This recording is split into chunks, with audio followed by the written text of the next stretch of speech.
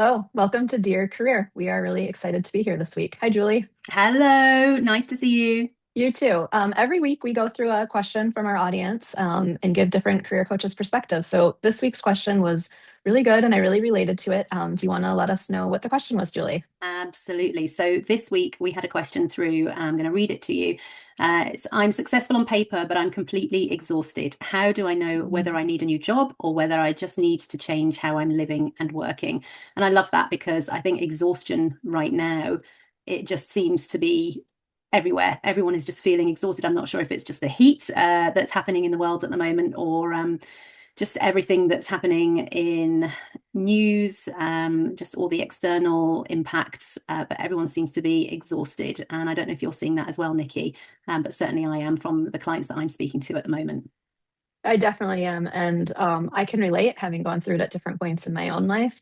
And Yeah. I think my first advice to the client would be start with where you can control it Mm, because right now you can make some changes in the current job you're in. They may feel uncomfortable, etc. But even as you start to explore, do I stay or do I leave?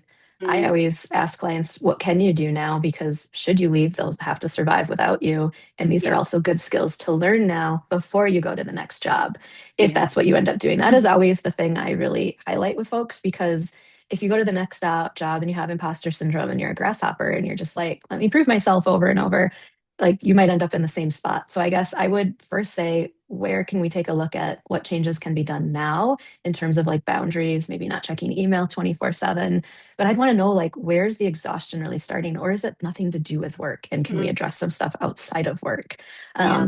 I don't know. What are your thoughts? I agree. And I think to echo that, I'd probably say, yeah, separate that job itself, from, I guess, the conditions around it. That might be your workload. It could be your manager or travel, if you're doing travel as well, which some people are, boundaries or even like the team, your lack of flexibility. What is it, like you say, echoing on from yourself? What is it that's keeping you exhausted? And can you compartmentalize that so it doesn't affect everything else at the same time? I think probably if you maybe ask yourself to reflect and think, when was the last time that your work did feel manageable, less exhausting? When did it feel more enjoyable? And what was it that was maybe different about that time?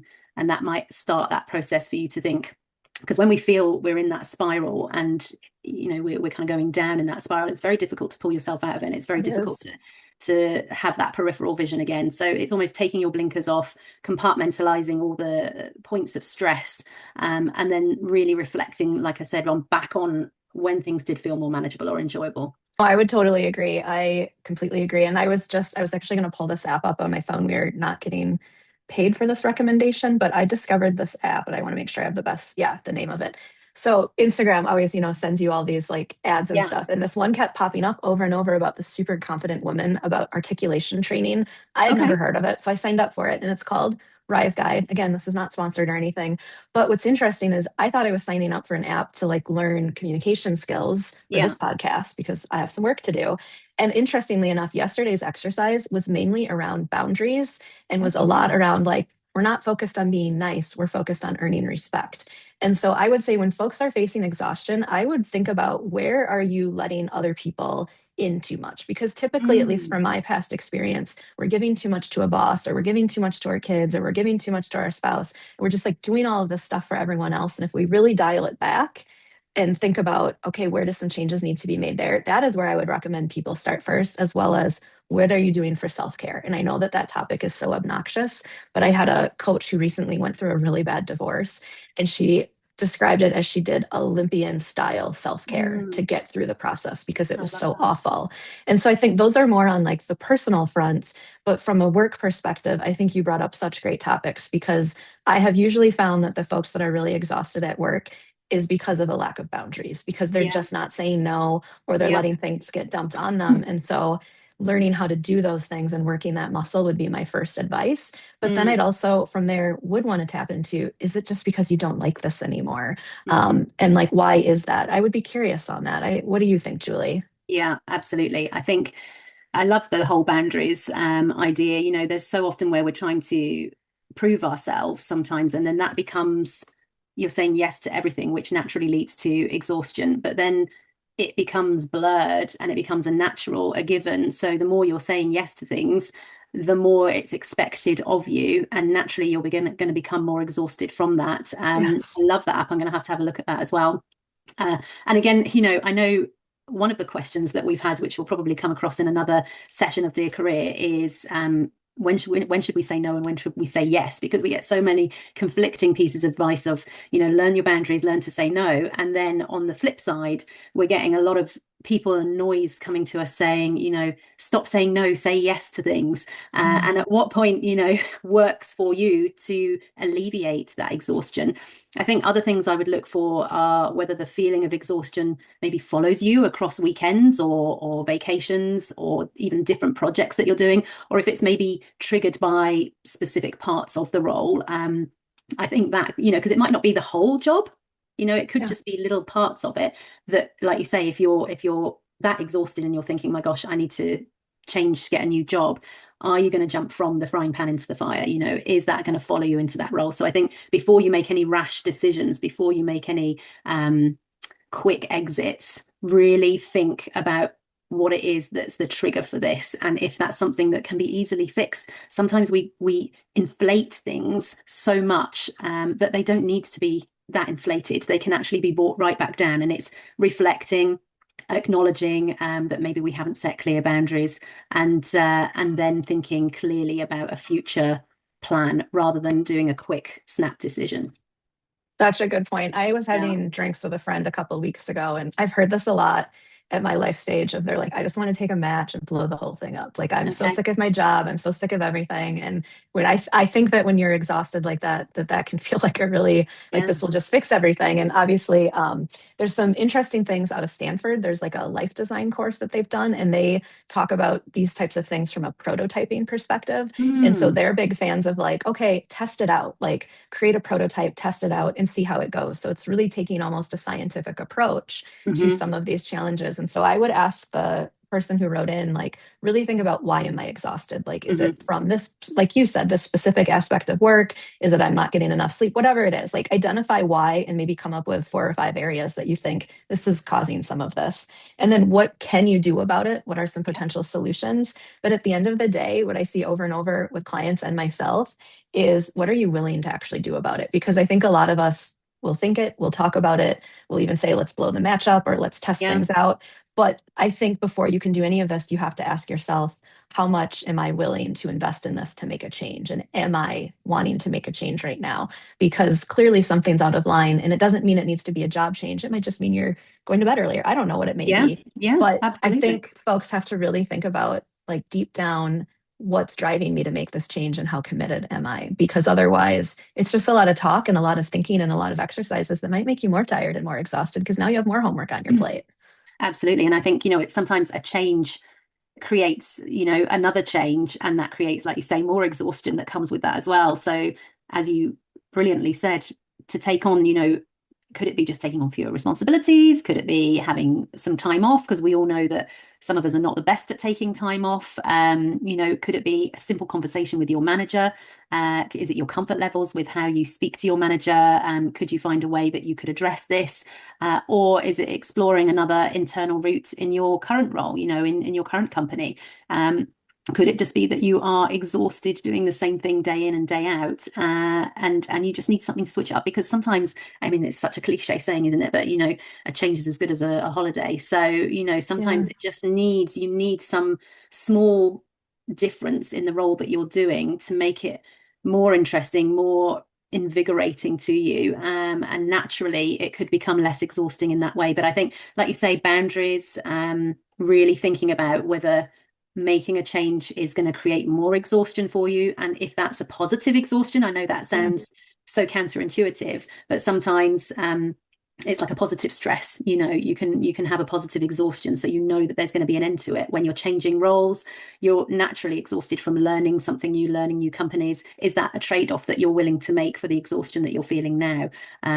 I don't know if you've had clients recently that are going through that exhaustion, but I pretty much see it with nearly everyone that I'm speaking to, that there's some element of tiredness that's tied into their situation at that particular time. I'm seeing it everywhere with Yeah. clients, with friends, with family members. And a lot of times I don't have solutions. I'm not living in their lives day in, day out. And I've experienced it myself. And I know that when that moment came in the job where it was just like too much, Mm, it was time to move on. And so that did solve it for me. But it needs to be a very well thought out decision mm. because there can be so much stress that comes from impulsive decisions that feel good in the moment and just bring more stress later. Completely agree. Yeah. I I don't think, know. Yeah, go ahead. no, I was just going to say, I think this is where working with someone who isn't related to your circumstance in the moment, like a coach, like a therapist, working with someone who has that external view of your life and to reflect upon. Whether this is a good step for you or not can really help in moments like these as well. Because the more time that you spend in your own head, the more time that you play this over and over and over again, it starts to become that there are no other options except for to resign. So I think speaking to people, speaking to trusted friends and families, but also looking beyond that and speaking to someone who doesn't know you, who can offer a really good perspective on where you're at just now can really help. And that's not to say reach out to a career coach. It could be somebody else. But I do think having that external connection with someone who can maybe give you perspective on where you're at, let you know whether your exhaustion is rational, or whether it's normal, or whether they think there are small things that you can implement to make life better for you, because no one wants to go through feeling exhausted. And also from a female who is at that perimenopausal age, exhaustion right now is it's prolific. It is a big part of Yeah. daily life. So is there something physical that's affecting you and naturally then affects everything else around it? It really is a thing of, sitting down, making some points, reflecting, like we said earlier. Is it across holidays? Is it across weekends? Is it just work? Thinking about, really practically what it is that this exhaustion is doing to you, and then thinking, okay, once it's on paper, you can start to rationalize it a little bit better. I think that's great. It made me think of almost yoga, like Mm, the body. Talk to your doctor if there's anything physically that's going on or anything that they have suggestions on, because sometimes there could be physical things going on. So, like, work with a doctor to make sure physically. In terms of your mind, I think working with a therapist on the exhaustion pieces and things you can do and tools, as well as a career coach. yeah. Again, like, not here to like plug, oh, hey guys, you need to, pay for us to solve all of your problems, but you hit on something when you mentioned someone outside of your circle, having someone who's only in your corner and who's only listening to you. Because my experience with friends and family is you may go to them hoping for help, but they may just turn the conversation back to themselves and what they need, Yeah. or Yeah. they may just tell you what they want you to do, or they may dismiss it. Like I've had a few well-meaning friends where I'm just like, okay, I'm not going to talk to you about some of these certain topics because you just oversimplify everything, and Yeah. that's not making me feel better. But you can't control a friendship. But so these professional relationships actually are trained and are there to ask the probing questions and to give you that space and time to do that. In the Yeah. spirit aspect, I would say, what are you doing for yourself physically? Whether it's just meditating, whether it's just going for a walk outside, maybe it's yoga, maybe you love to go golfing or fishing, just something Mm, where you're getting a little away from everything. And it's that opportunity, even if it's just a moment in the shower or driving in the car, where you just get to be with your own thoughts. I think that really is a three-prong approach, and it will take all of those things to really holistically look at it and know, okay, now what are some things I want to look into next based on all of this? That would be my yeah. advice to someone. Yeah. And also, sometimes we're in a position where change is not going to be easy. And so we have come to the point of accepting that we have to stay in our position, Mhm. but we are still exhausted. And I think in those moments, once you've tried to address it with your manager or looking at your workload, you've done all the practical things to it.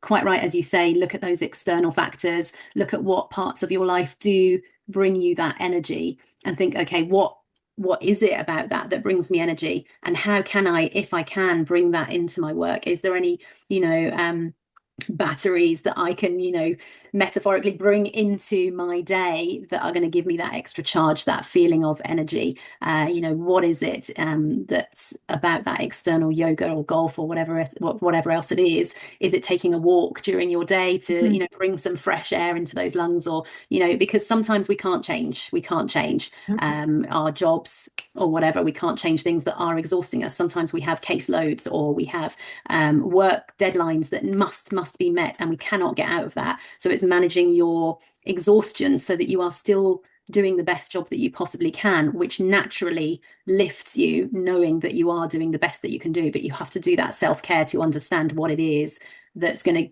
give you that lift and that energy from a starting point.